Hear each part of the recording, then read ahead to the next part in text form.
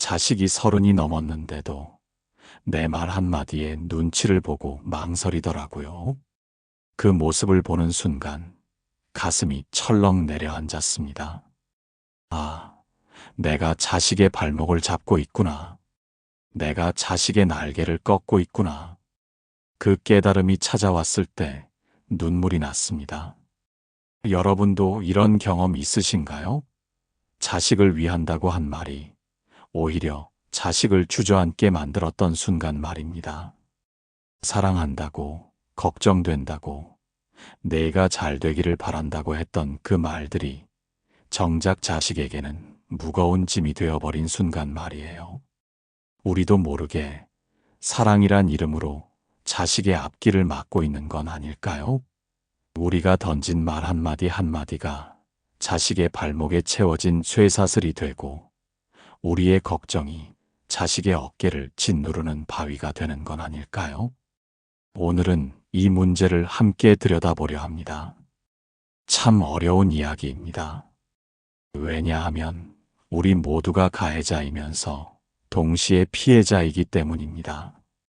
우리도 부모님께 이런 말을 들으며 자랐고 이제는 우리가 자식에게 똑같은 말을 하고 있으니까요.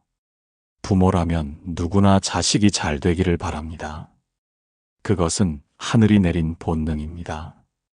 밤잠을 설치며 키운 자식, 내 살을 떼어 먹인 자식, 내 생명보다 더 소중한 자식이니까요. 그런데 그 사랑이 집착이 될 때 자식은 날개를 펴지 못합니다. 사랑이 독이 되는 순간 자식은 숨을 쉴 수 없게 됩니다. 특히 30이 넘은 자식에게 우리가 무심코 던지는 말들이 있습니다. 아직도 그러고 있니? 내가 해봐서 아는데 내가 뭘 알아? 그 나이에 그것밖에 못하니? 언제까지 그럴 거야? 이런 말들이죠. 이 말들이 얼마나 무서운 독이 되는지 우리는 잘 모릅니다. 아니, 어쩌면 알면서도 모른 척 하는지도 모릅니다. 사랑한다고 하는 말이 정작 자식의 영혼을 병들게 하고 있는지도 모릅니다. 걱정한다고 하는 말이 사실은 자식의 가능성을 가두고 있는지도 모릅니다. 부처님께서는 말씀하셨습니다. 말은 마음의 씨앗이니 그 씨앗이 어떤 열매를 맺을지 살펴보라고요. 우리가 심은 말의 씨앗이 자식의 마음밭에서 어떤 열매를 맺고 있을까요? 희망의 열매일까요? 절망의 열매일까요? 오늘 이 시간 우리가 자식에게 심고 있는 말의 씨앗이 무엇인지 함께 살펴보겠습니다. 그리고 어떻게 하면 자식이 자유롭게 날아오를 수 있을지 그 지혜를 찾아보겠습니다. 부처님의 가르침 속에서 그리고 우리의 경험 속에서 그 답을 찾아가 보겠습니다. 혹시 지금 이 순간에도 자식과의 관계로 마음이 무거우신 분이 계신다면 끝까지 들어주시기 바랍니다. 분명 마음의 위안과 해답을 찾으실 수 있을 겁니다. 우리가 놓치고 있었던 것이 무엇인지, 우리가 바꿔야 할 것이 무엇인지 오늘 이 시간을 통해 깨달으실 수 있을 것입니다. 그런데 여기서 중요한 게 있습니다. 오늘 제가 드리는 이야기가 비난이나 질책이 아니라는 점입니다. 우리는 모두 최선을 다해 자식을 사랑하고 있습니다. 다만 그 방법이 서툴렀을 뿐입니다. 이제라도 깨닫고 바꿔나가면 됩니다. 부처님께서도 말씀하셨듯이 깨달음에는 때가 없습니다. 지금이 바로 그때입니다. 얼마 전 한 어머니를 만났습니다. 올해 70이 되신 분이었는데 35살 된 아들 때문에 한숨이 깊으셨습니다. 그 어머니의 이야기를 들으면서 제 마음도 함께 아팠습니다. 왜냐하면 그것은 단지 한 어머니의 이야기가 아니라 우리 모두의 이야기였기 때문입니다. 스님, 우리 아들이 대기업 다니다가 갑자기 창업한다고 나왔어요. 그것도 무슨 게임 회사라나요? 아니, 그 좋은 회사를 왜 나왔는지, 월급도 많이 받고 안정적이고 남들이 다 부러워하는 직장인데 제정신이 아닌 것 같아요. 어머니의 눈에는 눈물이 맺혔습니다. 그 눈물은 단순한 슬픔의 눈물이 아니었습니다. 사랑과 걱정, 불안과 두려움, 이해할 수 없음과 서운함이 뒤섞인 복잡한 눈물이었습니다. 아들을 위해 평생을 바쳤는데 아들이 자꾸만 불안한 길로 가려 한다는 거였죠. 그래서 어머니는 아들에게 이렇게 말했답니다. 그 길은 너무 불안하다. 안정된 직장이 최고야. 내가 뭘 알아? 창업이 그렇게 쉬운 줄 아니? 실패하면 어떡하려고? 지금이라도 다시 들어갈 수 없겠니? 내가 다 아는 사람한테 부탁해 볼게. 제발 정신 차려라. 아들은 그 말을 듣고 한동안 말이 없었다고 합니다. 어머니는 아들이 자신의 말을 듣고 마음을 바꿀 거라 기대했습니다. 하지만 아들은 조용히 이렇게 대답했대요. 어머니, 저도 이제 35입니다.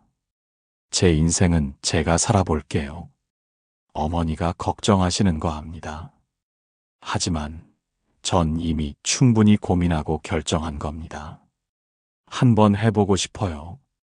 그 말을 듣고 어머니는 가슴이 무너지는 것 같았답니다. 자식이 원망스러우면서도 한편으로는 서운했다고 하시더군요. 내가 이렇게 걱정하는데 왜 내 말을 안 듣는지 하면서 눈물을 흘리셨습니다. 그런데 여러분, 이 이야기를 들으면서 누구의 마음이 더 이해되시나요?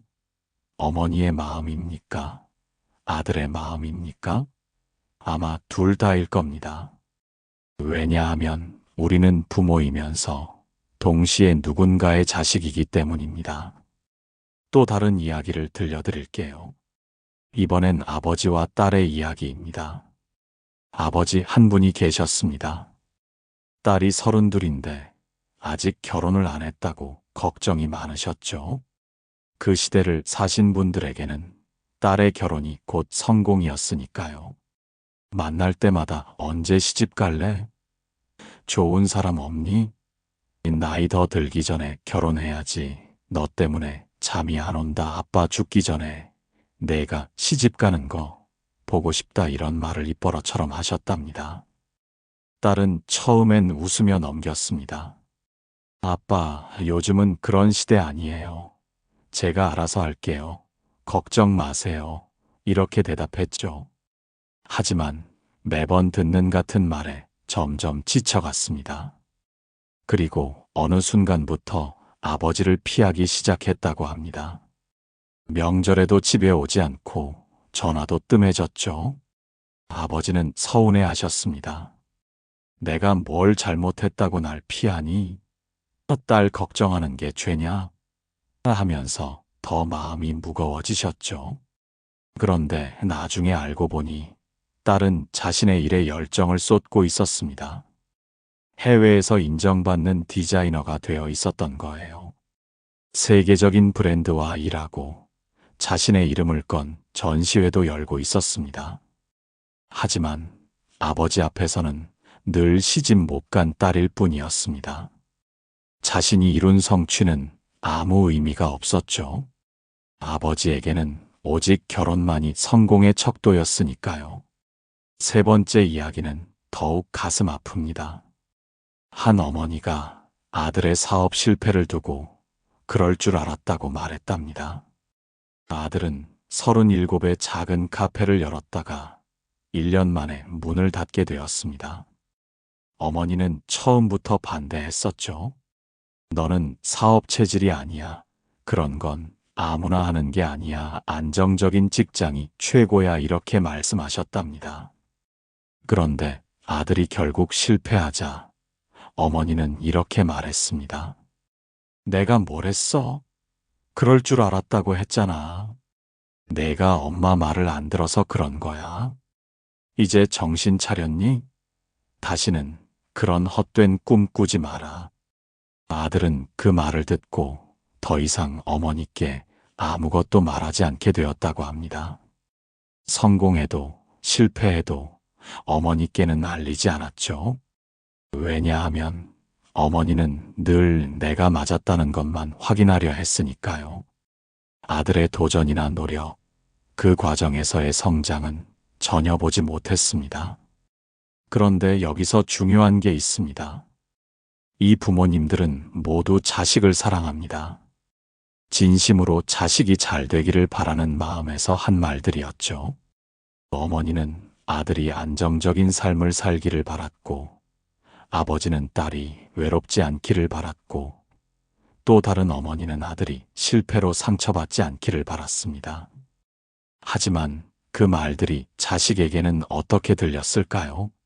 사랑이 아니라 불신으로, 격려가 아니라 질책으로, 관심이 아니라 간섭으로 들렸을 겁니다. 부모의 선한 의도와는 정반대의 결과를 낳은 것이죠. 자식은 더 이상 자라지 않는 아이가 아닙니다. 30이 넘으면 이미 한 사람의 어엿한 어른입니다. 자신의 삶을 스스로 개척해 나갈 수 있는 존재죠. 그들에게는 자신만의 꿈이 있고, 가치관이 있고, 인생 계획이 있습니다. 그러나 부모의 말 속에 갇혀 있는 경우가 많습니다. 엄마가 실망할까봐, 아빠가 반대할까봐, 부모님이 걱정하실까봐 하는 두려움에 자신의 꿈을 포기하는 자식들이 얼마나 많은지 아십니까? 여러분의 경험은 어떠신가요? 혹시 자식에게 이런 말을 하신 적이 있나요? 아니면 여러분도 부모님께 이런 말을 들으며 자라셨나요?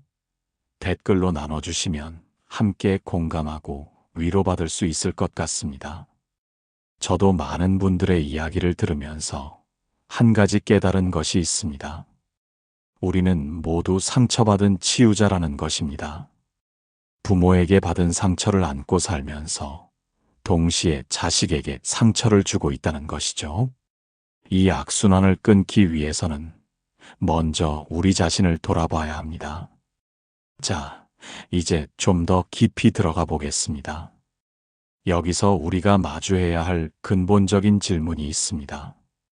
부모의 사랑은 자식의 자유를 어디까지 존중해줘야 할까요? 이것은 정말 어려운 문제입니다. 마치 손에 모래를 쥐는 것과 같습니다. 너무 꽉 쥐면 모래가 손가락 사이로 빠져나가고, 너무 느슨하게 쥐면 바람에 날아가 버립니다. 우리는 자식이 잘못된 길로 가는 것을 보면서도 가만히 있어야 할까요? 아니면 끝까지 말려야 할까요? 불교에서는 중도를 말합니다. 너무 놓아버려도 안 되고, 너무 잡아도 안 된다는 거죠. 마치 검은고의 줄을 조율하듯이 너무 팽팽하면 끊어지고, 너무 느슨하면 소리가 나지 않습니다. 적절한 긴장감이 아름다운 소리를 만들어내듯이 부모와 자식의 관계도 적절한 거리가 필요합니다. 그런데 문제는 이 적절함의 기준이 무엇인가 하는 것입니다. 내 말 한마디가 자식에게는 족쇄가 될 수도 있다는 생각 해보신 적 있나요? 우리가 무심코 던진 말 한마디가 자식의 마음속에 깊이 박혀 평생 그 말의 그림자 속에서 살아가게 만들 수도 있습니다. 너는 못해, 그건 안 돼, 내가 해봐서 아는데, 내 주제에 무슨 이런 말들이 자식의 가능성을 얼마나 가두는지 아십니까? 심리학자들은 이것을 자기 충족적 예언이라고 합니다. 부모가 너는 못해라고 계속 말하면 자식은 정말로 못하는 사람이 되어버린다는 거죠. 왜냐하면 자식의 무의식 속에 나는 못하는 사람이라는 신념이 자리 잡기 때문입니다. 더 무서운 것은 이것이 대물림된다는 것입니다. 부모에게 너는 못해라는 말을 들은 자식은 자신의 자식에게도 똑같은 말을 하게 됩니다. 상처가 상처를 낳고 불신이 불신을 낳는 악순환이 계속되는 것이죠. 자식은 내 분신이다라는 생각이 정말 옳은 것일까요? 많은 부모님들이 이렇게 생각합니다. 자식은 내가 낳았으니 내 일부라고요. 내 피를 나눈 존재이니 내 연장선상에 있다고요. 그래서 자식의 성공이 곧 내 성공이고 자식의 실패가 곧 내 실패라고 여깁니다. 하지만 칼릴 지브란의 예언자에 이런 구절이 있습니다. 너희 자식들은 너희의 자식들이 아니다. 그들은 생명 그 자체의 동경의 아들, 딸들이다. 그들은 너희를 통해 왔으나 너희로부터 온 것은 아니며 너희와 함께 있으나 너희의 소유는 아니다. 참 깊은 통찰입니다. 자식은 우리를 통해 왔을 뿐 우리의 소유물이 아닙니다. 그들은 독립된 영혼을 가진 하나의 완전한 존재입니다. 우리가 할 수 있는 것은 그들이 자신의 길을 찾을 수 있도록 도와주는 것뿐입니다. 우리가 자식을 낳고 기른 것은 맞습니다. 젖을 먹이고 기저귀를 갈고 밤을 새워 간호하고 학비를 대고 뒷바라지를 한 것도 맞습니다. 하지만 그것이 자식의 인생을 좌지우지할 권리를 주는 것은 아닙니다. 오히려 부모의 역할은 자식이 스스로 설 수 있도록 도와주는 것입니다. 날개를 달아주되 어디로 날아갈지는 자식이 정하도록 해야 합니다. 우리가 할 일은 바람의 방향을 알려주는 것이지 날아갈 방향을 정해주는 것이 아닙니다. 그런데 우리는 종종 이것을 잊어버립니다.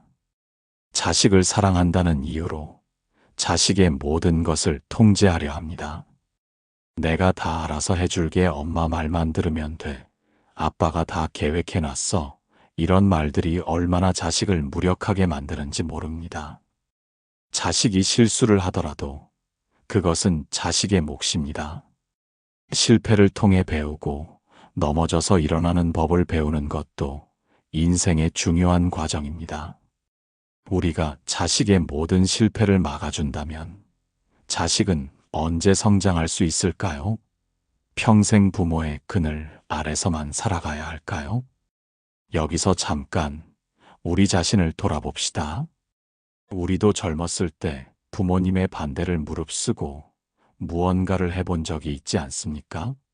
그때 부모님이 끝까지 막았다면 지금의 우리가 있었을까요? 저도 젊은 시절 부모님의 반대를 무릅쓰고 출가를 결심했습니다. 부모님은 좋은 대학 나와서 외중이 되려고 하니 내가 무슨 스님이야? 하며 극구 반대하셨죠. 하지만 저는 제 길을 갔고 지금 이렇게 여러분과 함께 부처님의 가르침을 나누고 있습니다. 만약 그때 부모님의 뜻대로 살았다면 지금의 저는 어떤 모습일까요? 아마 겉으로는 성공한 삶을 살았을지 모르지만 마음속에는 늘 후회와 아쉬움이 남아 있었을 겁니다. 때로는 부모의 반대를 딛고 일어서는 것도 성장의 한 과정입니다. 자식이 부모의 기대와 다른 길을 선택하는 것은 배신이 아니라 독립적인 인격체로 성장했다는 증거입니다. 어느 날 부처님께서 아난다와 함께 걷고 계셨습니다. 저녁 무렵 노을이 붉게 물든 하늘 아래서 마침 한 어머니가 자식을 심하게 꾸짖는 모습을 보게 되었죠. 어머니는 울면서 자식에게 소리치고 있었고 자식은 고개를 숙인 채 아무 말도 하지 못하고 있었습니다. 아난다가 그 모습을 보고 마음이 아파 여쭈었습니다. 부처님, 저 어머니는 자식을 사랑해서 꾸짖는 것 같은데 왜 자식은 그리 괴로워 보입니까? 사랑하는 마음에서 나온 말인데 왜 서로가 고통스러워하는 것입니까? 부처님께서는 잠시 침묵하시다가 노을빛처럼 따뜻한 미소를 지으시며 이렇게 말씀하셨습니다. 아난다야, 중생은 인연 따라오고 인연 따라간다. 그 인연을 거두려 하지 말고 바라보아라. 어머니의 사랑이 집착이 되면 그것은 더 이상 사랑이 아니니라. 마치 물을 너무 꽉 쥐려 하면 손가락 사이로 빠져나가듯이 자식을 너무 붙잡으려 하면 마음이 멀어지느니라. 안 한다가 다시 여쭈었습니다. 그렇다면 스승이시여, 자식을 어찌 바라보아야 합니까? 부모의 마음은 어떠해야 합니까? 부처님께서 걸음을 멈추시고 저 멀리 날아가는 새들을 가리키시며 대답하셨습니다. 저 새들을 보아라. 어미새는 새끼가 날 수 있을 때까지 보살피지만 때가 되면 둥지를 떠나도록 한다. 붙잡지 않고 보내주는 것, 그것이 진정한 사랑이니라. 자식도 마찬가지다. 그 또한 하나의 인연이니 집착을 놓고 자비로 바라보라. 자식은 너의 것이 아니요 우주의 것이니라. 내가 할 일은 그저 인연이 닿는 동안 최선을 다해 사랑하되 떠날 때가 오면 기꺼이 보내주는 것이니라. 이 말씀이 참 깊이 와닿지 않습니까? 우리는 자식을 내 것이라고 생각하지만 실은 잠시 우리에게 맡겨진 소중한 인연일 뿐입니다. 마치 정원사가 꽃을 가꾸듯이 우리는 자식이 피어날 수 있도록 도와줄 뿐, 꽃이 어떤 모양으로 피어날지는 꽃 자신이 결정하는 것입니다. 또 다른 경전에는 이런 이야기가 있습니다. 한 부자가 부처님께 와서 간절히 물었습니다. 그는 무릎을 꿇고 눈물을 흘리며 말했습니다. 부처님, 제 자식이 제 말을 듣지 않습니다. 제가 평생 모은 재산을 물려주려 하는데 자식은 그것을 원하지 않고 자기 길을 가겠다고 합니다. 어떻게 해야 합니까? 어떻게 하면 자식이 제 뜻을 따르게 할 수 있습니까? 부처님께서는 그 부자를 자비로운 눈빛으로 바라보시며 되물으셨습니다. 그대는 그대의 부모 말씀을 모두 들었는가? 부자는 머뭇거리며 대답했습니다. 아닙니다. 저도 젊었을 때는 부모님 뜻과 달리 장사를 시작했습니다. 부모님은 농사를 지으라고 하셨지만 저는 도시로 나왔습니다. 부처님께서 고개를 끄덕이시며 말씀하셨습니다. 그것이 인생이니라. 물은 높은 곳에서 낮은 곳으로 흐르되 거슬러 올라가지 않는다. 자식 또한 자신의 길을 가야 하느니라. 그대가 부모의 길을 따르지 않고 자신의 길을 갔듯이 그대의 자식도 그러하리라. 그대가 할 일은 그저 등불이 되어 길을 비춰주는 것뿐이니라.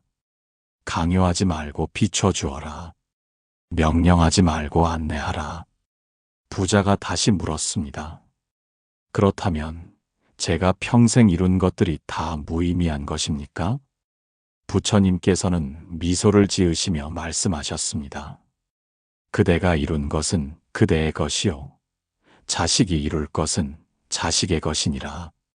각자의 업은 각자가 짓는 것이니 그대는 그대의 길을 가고 자식은 자식의 길을 가게 하라. 다만 사랑으로 지켜보고 필요할 때 도움의 손길을 내밀어라. 그것이 부모의 도리니라. 정말 지혜로운 말씀이지요. 우리는 자식의 길을 대신 걸어줄 수 없습니다. 단지 어둠 속에서 길을 잃지 않도록 등불이 되어줄 뿐입니다. 등불은 길을 비춰주지만 걸어가는 것은 자식 자신입니다. 부처님께서는 또 이렇게 말씀하셨습니다. 말은 한 번 뱉으면 주워 담을 수 없느니라. 마치 화살이 시위를 떠나면 되돌릴 수 없듯이 한 번 내뱉은 말은 영원히 상대의 가슴에 박히느니라. 특히 사랑하는 이에게 한 말은 더욱 깊이 새겨지느니라. 그러므로 말하기 전에 3번 생각하라. 이 말이 상대에게 도움이 되는가? 이 말이 진실한가? 이 말이 자비로운가? 부모로서 지혜로운 말 한마디가 자식의 길을 밝히는 등불이 됩니다. 반대로 무심한 말 한마디가 자식의 마음에 깊은 상처를 남기기도 합니다. 우리가 자식에게 하는 말 하나하나가 그들의 인생에 어떤 영향을 미칠지 깊이 생각해 봐야 합니다. 제가 어린 시절 들었던 한 스님의 말씀이 생각납니다. 그 스님은 이렇게 말씀하셨습니다. 부모의 말은 자식에게 주문과 같다. 너는 할 수 있다고 말하면 정말 할 수 있게 되고, 너는 못한다고 말하면 정말 못하게 된다. 그러니 자식에게는 축복의 주문을 걸어주어라. 저주의 주문을 걸지 말고. 이 말씀을 들은 후로 저는 늘 말의 힘을 생각하게 되었습니다. 우리가 던지는 말 한마디 한마디가 자식의 운명을 좌우할 수 있다는 것을 깨달았습니다. 자, 이제 핵심을 말씀드리겠습니다.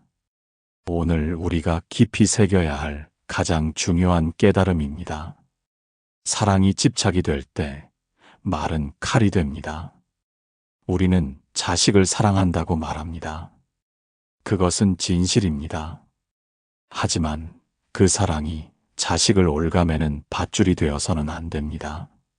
사랑이라는 이름으로 우리가 자식에게 가하는 폭력이 얼마나 많은지 아십니까? 내가 너를 얼마나 사랑하는데 다 너 잘 되라고 하는 말이야.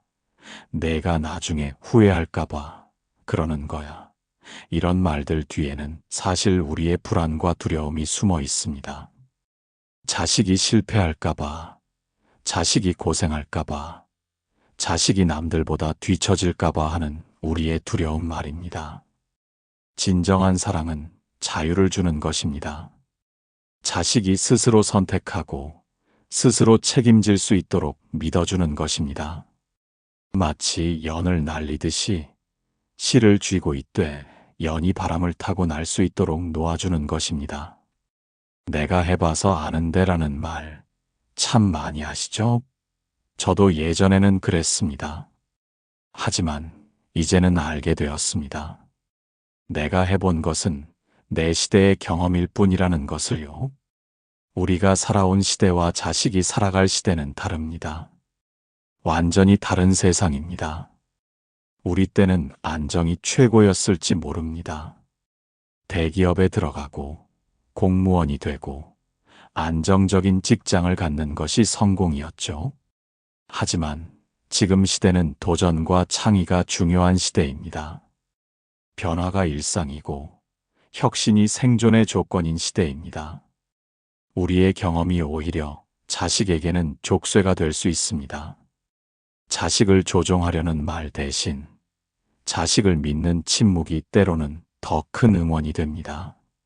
말하고 싶은 것이 산더미 같아도 때로는 입을 다물고 지켜보는 것이 지혜입니다. 자식이 스스로 깨닫고 성장할 기회를 주는 거죠. 우리가 모든 답을 주려고 하면 자식은 스스로 답을 찾는 능력을 잃어버립니다. 침묵이 무관심은 아닙니다. 오히려 더 깊은 관심입니다. 자식이 스스로 생각하고 결정할 수 있도록 기다려주는 것, 그것이 진정한 사랑입니다. 물론 정말 위험한 상황이라면 개입해야겠지만 대부분의 경우 자식은 스스로 해결할 능력이 있습니다. 내가 해봐서 아는 데가 아닌 내기를 응원한다는 말이 자식에게 자유를 줍니다. 이 말의 차이가 얼마나 큰지 아십니까? 전자는 자식의 가능성을 닫아버리는 말이고 후자는 자식의 가능성을 열어주는 말입니다. 전자는 과거에 갇힌 말이고 후자는 미래를 향한 말입니다. 자식이 엄마 나 이런 일을 해보고 싶어라고 할 때 그건 어려워 실패할 거야 그런 건 특별한 사람만 하는 거야 대신 한번 해보렴.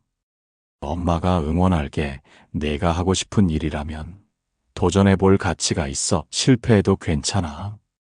그것도 경험이야 라고 말해보세요. 그 한마디가 자식에게 얼마나 큰 힘이 되는지 모릅니다. 부모의 신뢰와 응원은 자식이 세상을 헤쳐나갈 수 있는 가장 큰 원동력이 됩니다. 자식은 부모의 믿음을 먹고 자랍니다. 부모가 믿어주면 자식도 자신을 믿게 됩니다. 또 하나 중요한 것이 있습니다. 우리의 불안을 자식에게 전가하지 말아야 합니다. 그 길은 불안해. 그러다 실패하면 어떻게 남들은 다 안정적인 길을 가는데. 이런 말들은 사실 우리의 불안을 드러내는 말입니다. 자식을 위한 것 같지만 실은 우리 자신의 두려움을 자식에게 심어주는 거죠. 우리가 불안하다고 해서 자식도 불안해해야 할까요? 우리가 두렵다고 해서 자식도 두려워해야 할까요? 아닙니다. 자식은 우리와 다른 존재입니다. 우리보다 더 용감할 수도 있고 더 강할 수도 있습니다. 자식은 우리보다 더 강합니다. 우리보다 더 많은 가능성을 가지고 있습니다. 단지 우리가 그것을 믿지 못할 뿐입니다. 우리의 작은 틀 안에 자식을 가두려 하기 때문에 자식의 큰 가능성을 보지 못하는 것입니다. 부처님께서는 두려움은 무지에서 온다고 하셨습니다. 우리가 자식의 능력을 제대로 알지 못하기 때문에 두려워하는 것입니다. 자식의 잠재력을 모르기 때문에 불안해하는 것입니다. 자식을 있는 그대로 바라보세요. 우리의 기대나 욕심이 아닌 자식 본연의 모습을 보세요. 그러면 놀라운 것을 발견하게 될 겁니다. 우리가 걱정했던 그 자식이 실은 충분히 자기 길을 개척할 수 있는 힘을 가지고 있다는 것을요. 제가 아는 한 어머니가 있습니다. 아들이 대기업을 그만두고 사회적 기업을 시작한다고 했을 때 처음에는 반대했답니다. 하지만 아들의 열정을 보고 마음을 바꿨다고 합니다. 내가 정말 하고 싶은 일이라면 엄마가 응원할게라고 말했답니다. 그 후 아들은 정말 열심히 일했고 지금은 많은 사람들에게 도움을 주는 기업가가 되었습니다. 돈은 많이 벌지 못하지만 행복하게 일하고 있다고 합니다. 어머니는 이렇게 말했습니다. 아들이 행복한 모습을 보니 제가 더 행복해요. 제가 반대했다면 이런 행복을 몰랐을 거예요. 이제 자식을 바라보는 새로운 눈을 가져봅시다. 우리가 지금까지 가지고 있던 낡은 안경을 벗고 새로운 안경을 써보는 거예요. 자식은 이제 하나의 인격체이며 자신의 삶을 스스로 만들어갈 존재입니다. 30이 넘은 자식은 더 이상 우리의 보호가 필요한 어린아이가 아닙니다. 그들은 이미 성인이고 자신의 인생에 대한 결정권을 가지고 있습니다. 법적으로도 사회적으로도 그리고 정신적으로도 독립된 존재입니다. 우리가 아무리 자식을 사랑해도 자식의 인생을 대신 살아줄 수는 없습니다. 마치 우리가 밥을 먹어도 자식의 배가 부르지 않듯이 우리가 행복해도 자식이 행복한 것은 아닙니다. 각자의 인생은 각자가 살아가야 하는 것입니다. 부모가 자식의 인생을 대신 살아줄 수는 없다는 점을 받아들여야 합니다. 이것은 서운한 일이 아닙니다. 오히려 자연스러운 일입니다. 나무에서 떨어진 열매가 새로운 나무가 되듯이 자식도 독립해서 자신만의 삶을 살아가야 합니다. 그것이 생명의 순환이고 우주의 법칙입니다. 우리의 역할은 자식이 잘 자랄 수 있도록 걸음이 되어주는 것이지 평생 자식을 품고 있는 것이 아닙니다. 나무가 열매를 맺으면 떨어뜨리듯이 우리도 때가 되면 자식을 놓아주어야 합니다. 자식이 실패하더라도 그 실패를 통과하며 성장할 수 있게 지켜보는 지혜가 필요합니다. 실패는 인생의 스승입니다. 우리도 수많은 실패를 통해 지금의 지혜를 얻지 않았습니까? 넘어져 본 사람이 일어서는 법을 알고 아파 본 사람이 치유하는 법을 압니다. 자식에게도 그런 기회를 주어야 합니다. 자식이 사업에 실패했다고 해서 그것 봐. 내가 뭘 했어. 엄마 말 들었으면 이런 일 없었을 텐데 라고 하지 마세요. 대신 괜찮아. 다시 일어서면 돼. 엄마는 늘 내 편이야. 이번 경험으로 많이 배웠겠구나. 실패도 소중한 경험이야 라고 말해주세요. 그런데 여기서 중요한 게 있습니다. 지켜본다는 것이 방관한다는 뜻은 아닙니다. 적극적인 지켜봄이 필요합니다. 마치 수영을 배우는 아이를 지켜보는 부모처럼 물에 빠질 것 같으면 뛰어들 준비를 하되 아이가 스스로 헤엄칠 수 있도록 기다려주는 것입니다. 자식이 정말 위험한 길로 가고 있다면 당연히 조언을 해야 합니다. 하지만 그 조언도 명령이 아닌 제안의 형태여야 합니다. 이렇게 해가 아니라 이런 방법도 있더라. 내 경험상 이런 점은 조심하면 좋겠다. 혹시 이런 것도 고려해봤니? 라고 말하는 거죠. 최종 선택은 자식이 하도록 두는 겁니다. 또한 자식의 선택을 존중한다는 것이 자식과의 관계를 포기한다는 뜻도 아닙니다. 오히려 더 깊은 관계를 만들 수 있습니다. 자식을 한 명의 성인으로 대할 때 진정한 대화가 가능해집니다. 더 이상 부모와 자식의 수직적 관계가 아닌 인간 대 인간의 수평적 관계가 되는 거죠. 이런 관계에서는 서로를 더 깊이 이해할 수 있습니다. 자식도 부모의 조언을 더 귀담아 듣게 됩니다. 강요가 아닌 존중에서 나온 조언이니까요. 명령이 아닌 사랑에서 나온 걱정이니까요. 여러분도 경험해 보셨을 겁니다.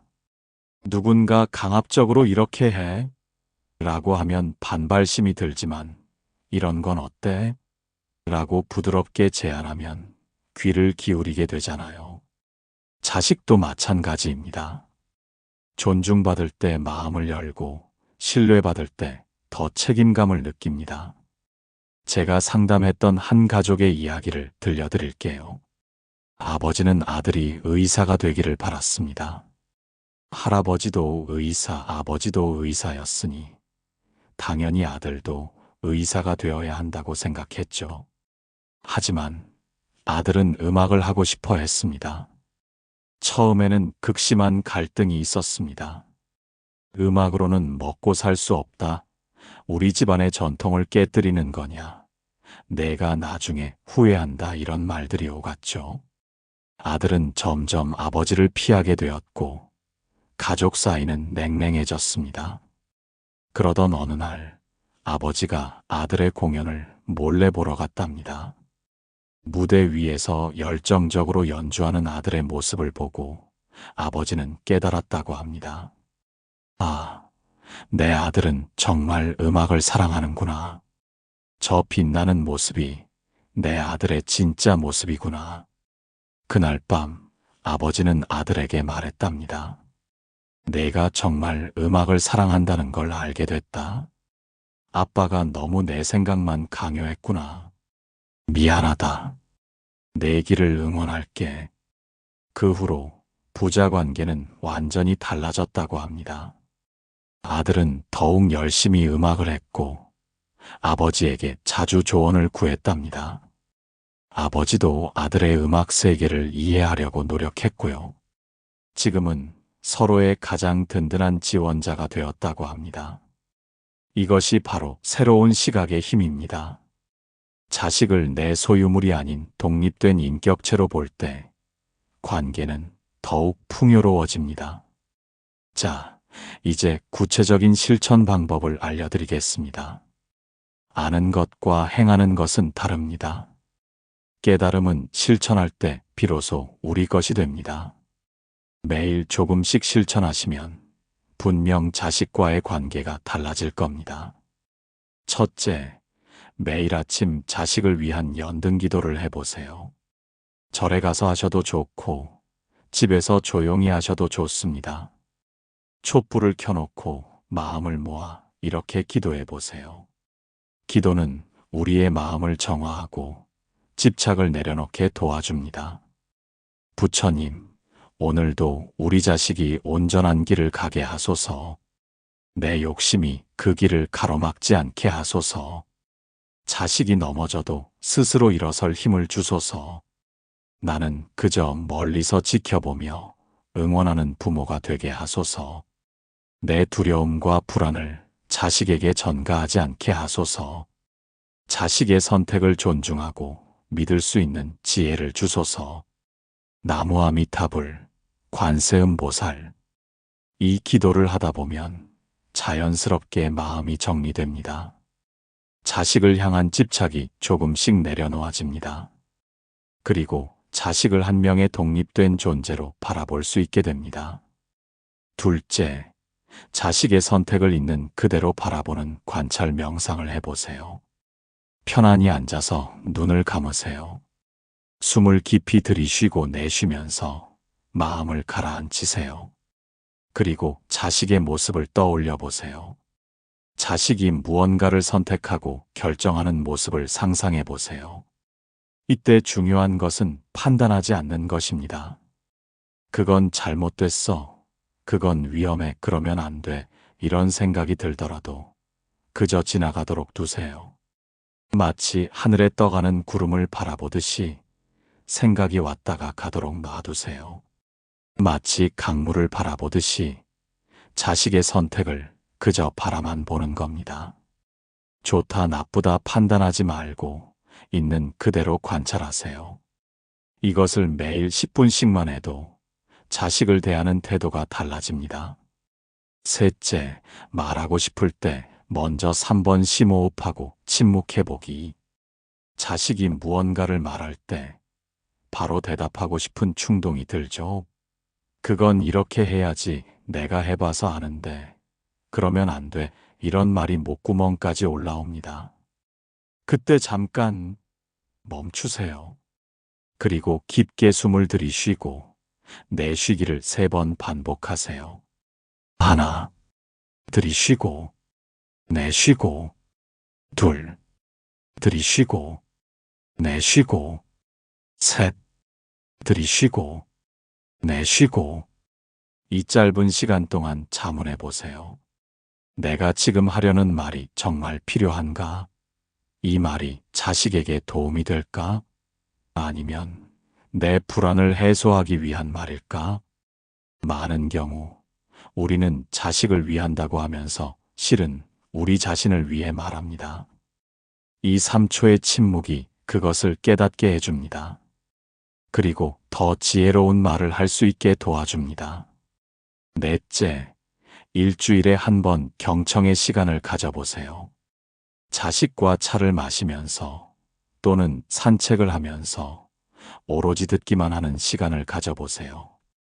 이때 규칙이 있습니다. 자식이 무슨 말을 하든 그래 그랬구나. 어떤 기분이었니? 더 말해봐. 이런 반응만 하는 겁니다. 조언하고 싶어도 참으세요. 판단하고 싶어도 참으세요. 가르치고 싶어도 참으세요. 그저 자식의 마음을 있는 그대로 받아주세요. 마치 큰 그릇이 되어 자식의 모든 감정과 생각을 담아주는 거예요. 놀라운 일이 일어날 겁니다. 자식이 점점 더 많은 이야기를 하기 시작할 거예요. 그동안 말하지 못했던 속마음까지 털어놓을지도 모릅니다. 왜냐하면 판단받지 않고 있는 그대로 받아들여진다는 안전함을 느끼기 때문입니다. 다섯째, 감사일기를 써보세요. 매일 저녁 자식에 대해 감사한 점 3가지를 적어보세요. 작은 것이라도 좋습니다. 아주 사소한 것이라도 괜찮습니다. 오늘 자식이 안부 전화를 했다. 감사하다. 자식이 건강하게 하루를 보냈다. 감사하다. 자식이 자기 일에 열심이다. 감사하다. 자식이 웃는 모습을 봤다. 감사하다.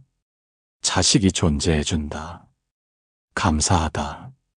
이렇게 감사한 마음으로 자식을 바라보면 자연스럽게 잔소리가 줄어듭니다. 부족한 점보다 좋은 점이 먼저 보이기 시작합니다. 불평불만 대신 감사가 나오게 됩니다. 여섯째, 말에 단식을 해보세요. 한 달에 하루 자식에게 일체의 조언이나 충고를 하지 않는 날을 정해보세요. 그날은 오직 그래, 좋아, 응원해, 사랑해, 고마워 같은 긍정적인 말만 하는 겁니다. 처음엔 입이 근질근질할 겁니다. 그건 이렇게 해야지라는 말이 목까지 올라올 거예요. 하지만 참으세요. 마치 금식하듯이 말에 금식을 하는 겁니다. 그러면 신기한 일이 일어납니다. 자식이 오히려 먼저 조언을 구하기 시작합니다. 엄마, 이건 어떻게 생각해? 아빠 의견을 듣고 싶어라고요. 강요하지 않을 때 자식은 스스로 부모를 찾아옵니다. 이것이 진정한 소통의 시작입니다. 7째, 축복의 편지를 써보세요. 한 달에 한 번 자식에게 축복의 편지를 써보세요. 꼭 전달하지 않아도 됩니다. 쓰는 것만으로도 우리의 마음이 정화됩니다. 사랑하는 내 자식에게 내가 이 세상에 와준 것만으로도 엄마는 감사해. 내가 어떤 길을 가든 엄마는 늘 내 편이야. 실패해도 괜찮아. 넘어져도 괜찮아. 내가 행복하면 그것으로 충분해. 엄마는 내가 내 길을 당당히 걸어가기를 축복해. 사랑한다, 내 자식아. 이런 편지를 쓰다 보면 우리 안에 있던 진정한 사랑이 되살아납니다. 조건 없는 사랑, 집착 없는 사랑이 무엇인지 깨닫게 됩니다. 이제 마음을 한번 정리해 봅시다. 오늘 이야기를 들으시면서 어떤 생각이 드셨나요? 아마 마음이 복잡하실 겁니다. 한편으로는 찔리고, 한편으로는 서운하고, 한편으로는 후회스럽기도 하실 거예요. 우리도 부모에게 말 한마디로 상처받았던 기억이 있습니다. 저도 그런 기억이 선명합니다. 20살 때 처음으로 부모님께 제 꿈을 말했던 날이요. 출가하고 싶다고, 부처님의 제자가 되고 싶다고 말씀드렸죠. 아버지는 단번에 좋은 대학 나와서 외중이 되려고 하니 미쳤구나 라고 하셨습니다. 그 한마디에 얼마나 마음이 무너졌는지 모릅니다. 며칠 동안 밥도 제대로 못 먹었어요. 내 꿈이 그렇게 하찮은 것인가? 나는 그렇게 믿을 수 없는 존재인가? 내 선택은 그렇게 어리석은 것인가? 여러분도 비슷한 경험이 있으실 겁니다. 여자가 무슨 대학을 넌 머리가 나빠서 안 돼. 형만 못하구나. 내가 뭘 안다고 꿈도 크다 이런 말들에 얼마나 상처받았는지요. 그 상처는 지금도 가슴 한편에 남아있을 겁니다. 그런데 신기한 것은 우리도 똑같은 말을 자식에게 하고 있다는 겁니다. 상처받았던 그 말들을 이제는 우리가 자식에게 대물림하고 있어요. 마치 저주처럼 대대로 이어지는 말의 굴레가 되어버린 거죠. 이제는 그 말의 굴레를 끊고 자식에게 자유와 신뢰를 선물할 차례입니다. 우리 세대에서 이 악순환을 끊어야 합니다. 더 이상 말의 상처가 대물림되지 않도록 우리가 먼저 변해야 합니다. 그것이 우리가 자식에게 줄 수 있는 가장 큰 선물입니다. 내 자식은 스스로 길을 찾을 수 있다는 믿음. 그것이 부모의 마지막 자비입니다. 자비란 무엇일까요? 남의 고통을 덜어주고 기쁨을 주는 마음입니다. 그런데 우리는 종종 자비를 빙자해 자식을 구속합니다. 사랑한다는 이름으로 자식의 날개를 꺾습니다. 진정한 자비는 자식이 자유롭게 날 수 있도록 놓아주는 것입니다. 내 품 안에 가두는 것이 아니라 넓은 세상으로 나아가도록 축복하는 것입니다. 내 그늘 아래 머물게 하는 것이 아니라 자신만의 햇빛을 찾아가도록 응원하는 것입니다. 생각해 보세요. 새장 속의 새가 행복할까요? 아무리 좋은 먹이를 주고 안전하게 보호해도 새는 날고 싶어 합니다. 그것이 새의 본성이니까요. 하늘을 나는 것이 새의 운명이니까요. 우리 자식도 마찬가지입니다.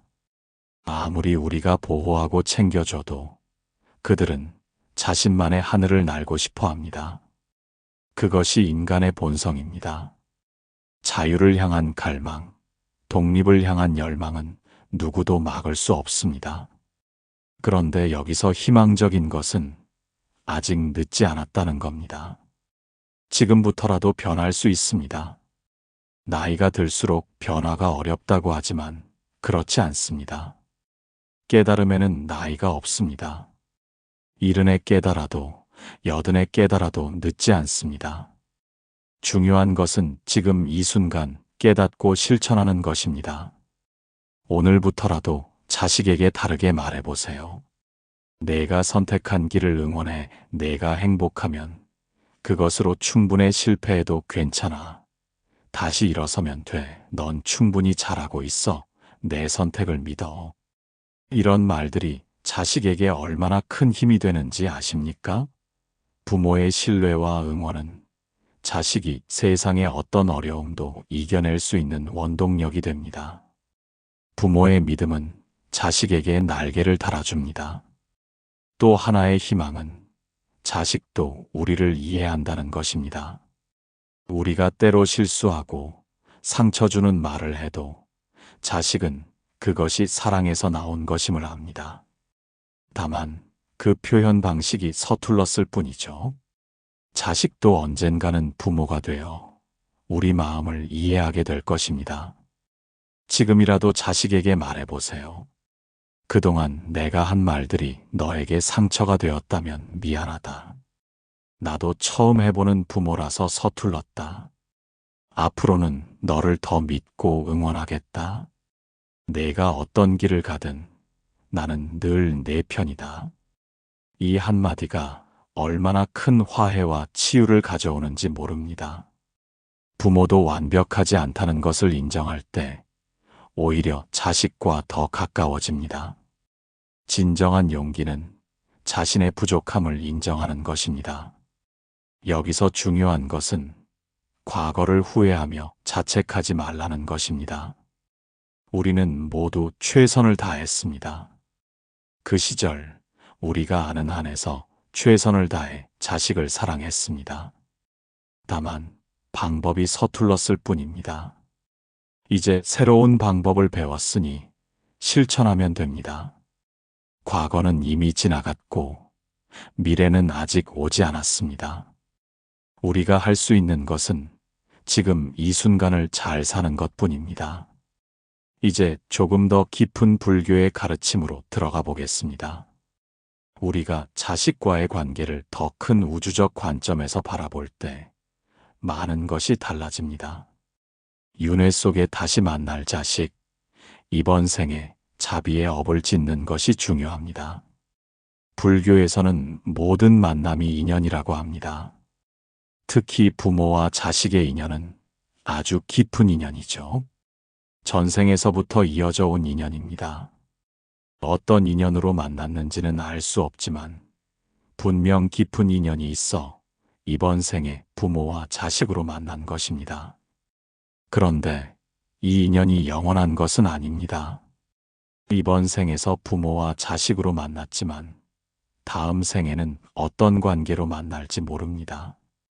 어쩌면 친구로, 어쩌면 부부로, 어쩌면 다시 부모와 자식으로 만날지도 모릅니다. 그래서 더욱 소중히 여겨야 합니다.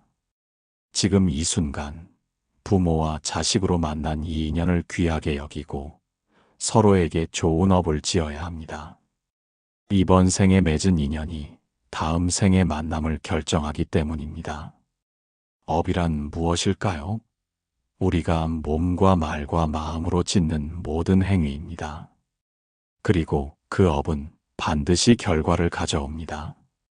업의 법칙은 정확합니다. 콩 심은 데 콩 나고 팥 심은 데 팥 납니다. 자식에게 상처 주는 말을 하면 그것은 악업이 됩니다. 그 악업은 언젠가 우리에게 되돌아옵니다. 자식과의 관계가 멀어지거나 노년의 외로움으로 돌아올 수 있죠. 반대로 신뢰의 씨앗을 심으면 자식도 우리를 신뢰합니다. 사랑의 씨앗을 심으면 사랑으로 돌아옵니다. 넌 할 수 있어. 내 선택을 믿어.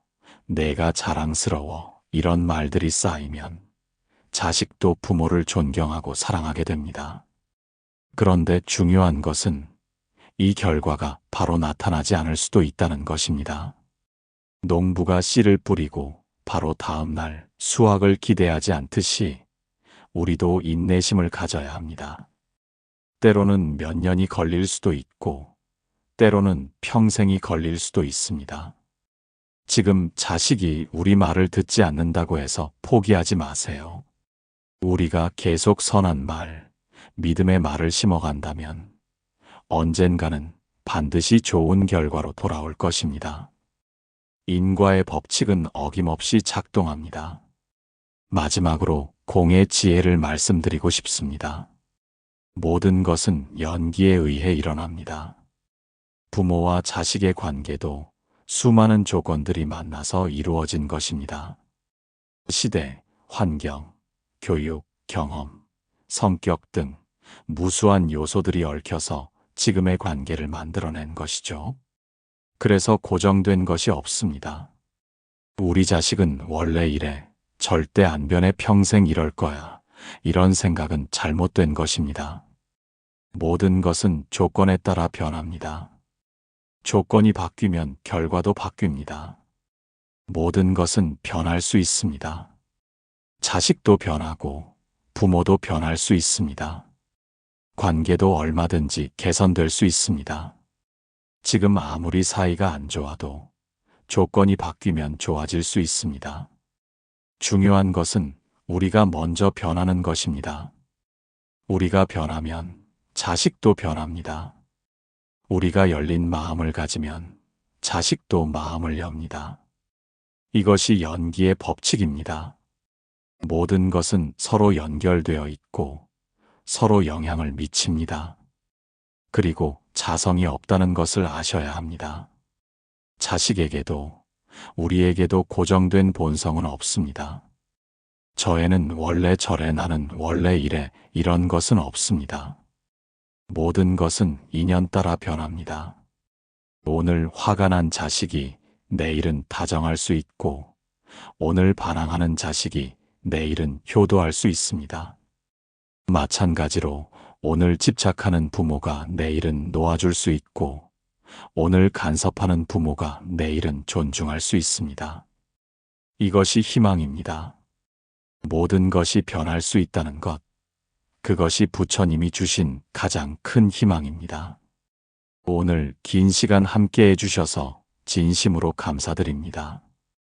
여러분, 오늘 이야기를 들으시면서 어떤 생각이 드셨나요? 혹시 가슴 한편이 뜨끔하셨나요? 아니면 나도 모르게 자식에게 상처를 주고 있었구나 하는 깨달음이 오셨나요? 또는 이제라도 바꿀 수 있다는 희망을 느끼셨나요? 말 한마디가 자식의 인생을 바꿉니다. 이것은 단순한 말이 아닙니다. 실제로 우리가 던진 말 한마디가 자식의 마음속에 평생 남아 그들의 선택과 결정에 영향을 미칩니다. 그래서 우리는 더욱 신중해야 하고 더욱 지혜로워야 합니다. 오늘 이 이야기가 여러분의 마음에 작은 울림이 되었기를 바랍니다.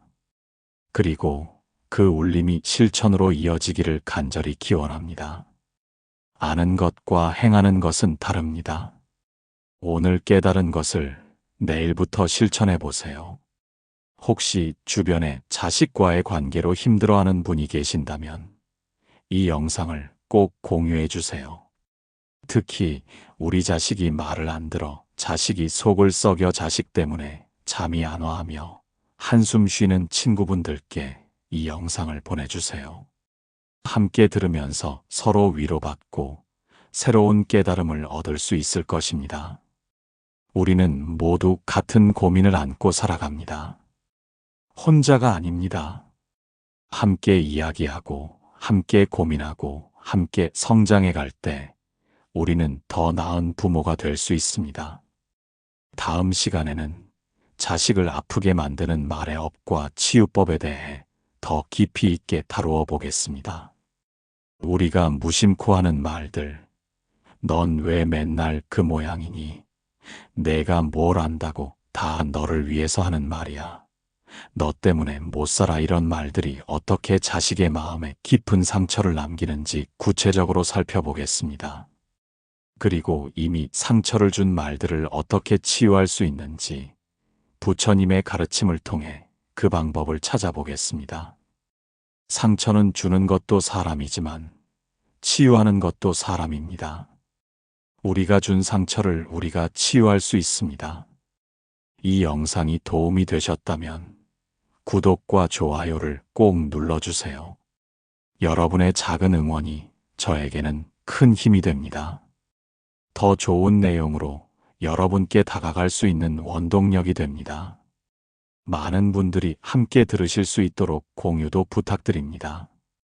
그리고 알림 설정도 잊지 마세요.